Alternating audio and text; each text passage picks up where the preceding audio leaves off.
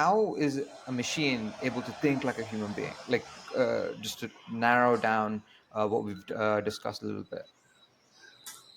So that's a very interesting question, because the way that the people who have come up with the GPT-3, the chat GPTs of the world, the way that they propose thinking about the artificial intelligence is that it is an alien intelligence. Hmm. It functions in a different way than we do as humans, but still it is intelligence. Um, and by doing this, you're essentially maybe trying to create like a separation between, okay, this is human intelligence and this is artificial intelligence. Hmm. But how artificial intelligence and human intelligence are different is a very complex question, because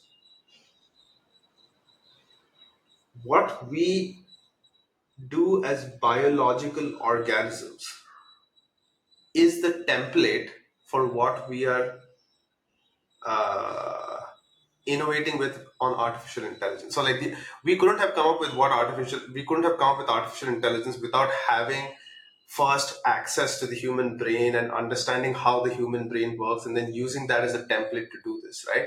So you could Hmm. in one way think that if the human brain or the human intelligence is like 100 dimensional thing, Hmm. maybe artificial intelligence is a single dimensional thing at this point. Hmm.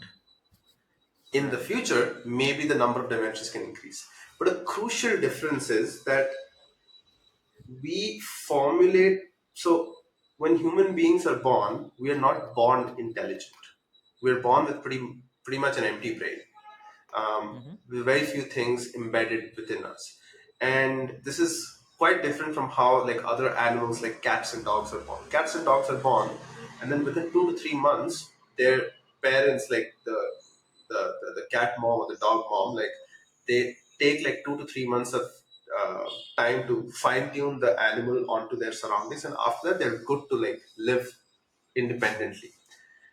Human beings are not like that. We take 18 years to kind of be able to start living independently, right? Hmm. And the reason is because when we are born, our brains are fairly empty Hmm. in terms of content. Hmm. Um, it is the experiences that we go through in the real world that form our brain, so to say. And when I Right. say form our brain, what I mean is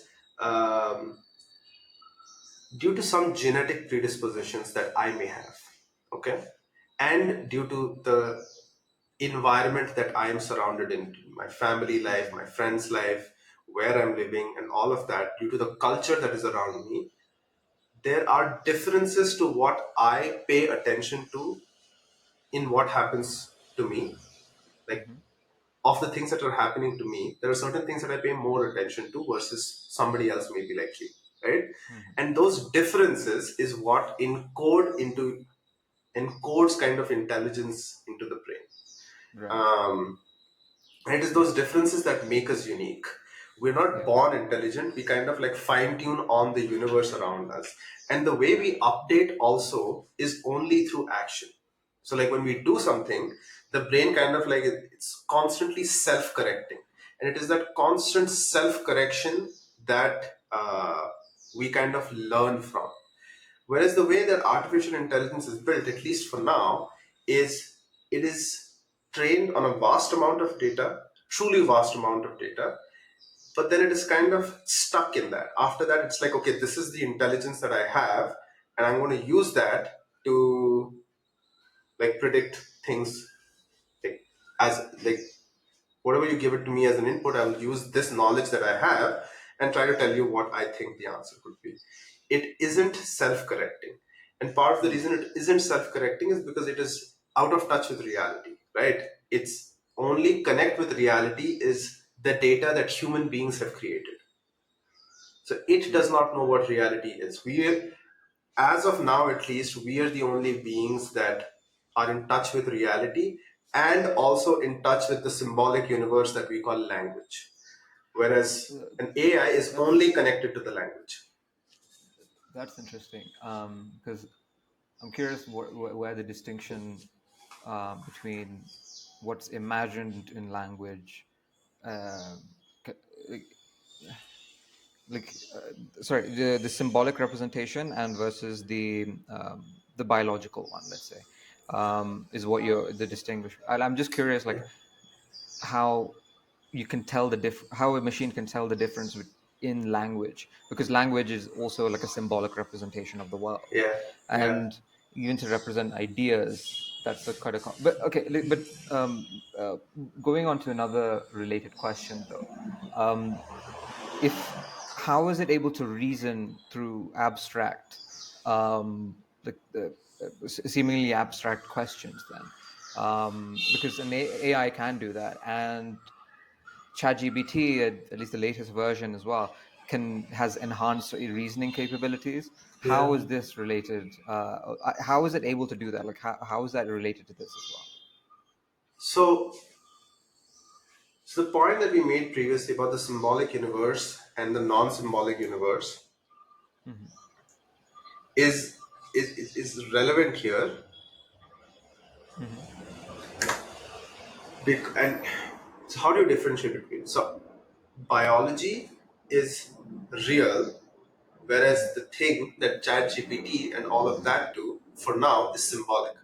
So, in mathematics, there is something called the Platonic world and the Hmm. real world. So, Platonic world is where perfect things exist, like a perfect Hmm. sphere. Okay, Hmm. there's a way to draw a perfect sphere, right? Hmm. Um, does a perfect sphere or a perfect circle exist in the real world? Hmm. It doesn't. Does No. a perfect line exist in the real world? It doesn't. Does a perfect square exist? No. Perfect rectangle? No. Triangle, cone, pyramid, all of these are symbolic representations of things that's like a collection of ideas from different things. Hmm. And it is a system that we have created. And somebody famous said, all systems are wrong, some are useful. And so this is like a system that is useful. So even though a real circle or real sphere does not exist, and you could look at the sun and say, oh, but the sun is a sphere. No, it's not. It's really not a sphere, right? Hmm. The more you zoom in, the more it is completely undulated. There's like solar flares that are coming out. So it's not a sphere, even though from far away it does look like one. Hmm. So So that's the symbolic representation. So, like, language is a symbolic representation of the universe because we may be incapable of taking the world in its entirety. Hmm. So, but we're still able to live and function, right? We're able to have a conversation, we're able to do things, we're able to manipulate the universe, and to the point that we could be considered as a virus on the planet Earth. We could be. I Hmm. don't think we are, but we could be. To the point that we have shifted the ecological climate to the point that global warming is a serious problem, right?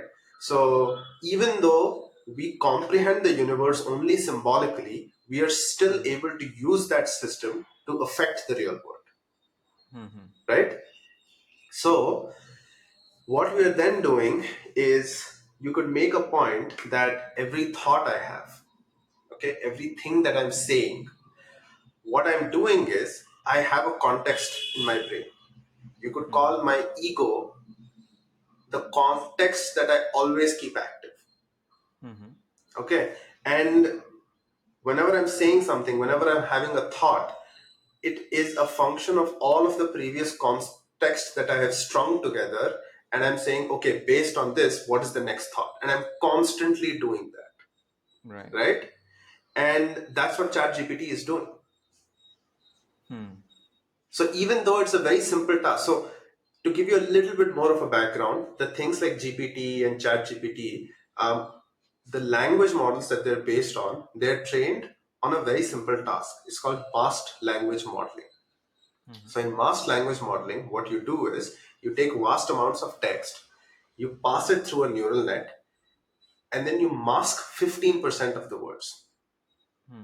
And then you ask the neural net to guess what is the word that you expect to be in that blank. It then comes up with a prediction, and then you tell it, no, actually it is this word, and then it corrects a Right. little bit. And then you keep doing that again and again and again over incredibly vast number of times, over incredibly vast amount of text. Mm-hmm. And then when you do that, it starts understanding the distribution, the statistical distribution representation of language. And Hmm.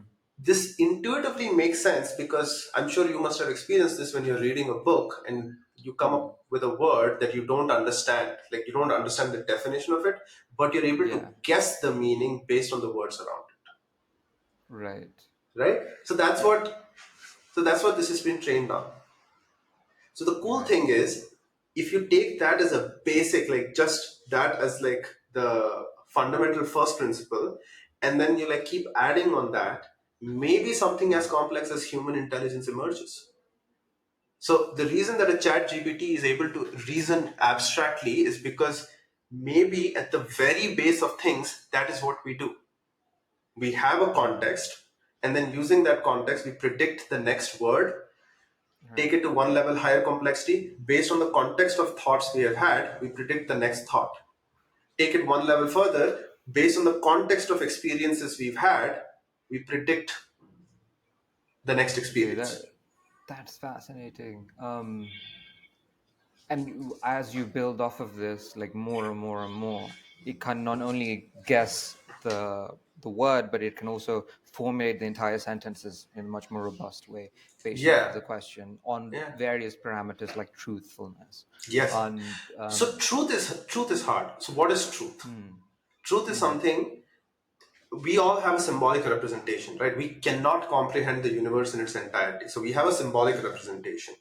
Truth hmm, is a symbolic representation that is as aligned as humanly possible to reality, hmm, right? And that is also like a growth, like it's not like a perfect situation. Like the more data you get about the real universe, um, the more you need to like push towards truth as well, right? hmm, So truth is an alignment between the symbolic universe and the actual universe. Chat hmm, GPT and GPT and language models exist only in the symbolic universe, so they are hmm, untethered to reality. So they do not understand truth. That is why we need humans, because humans are the people, at least for now, who exist in both these realms. And so hmm. they are the ones who are able to tell ChatGPT when it is being trained, hey, this is what of the you said Right. this, We and set the this makes weightage. sense. Yeah. Like Okay, I this can makes see sense. why. It's gibberish. Yeah. What you're saying is gibberish, but it's like grammatically Yeah. correct gibberish. It's like Right. linguistically correct gibberish, but it's gibberish. We are the beings that will have to tell the GPTs of the world like, hey, like gibberish.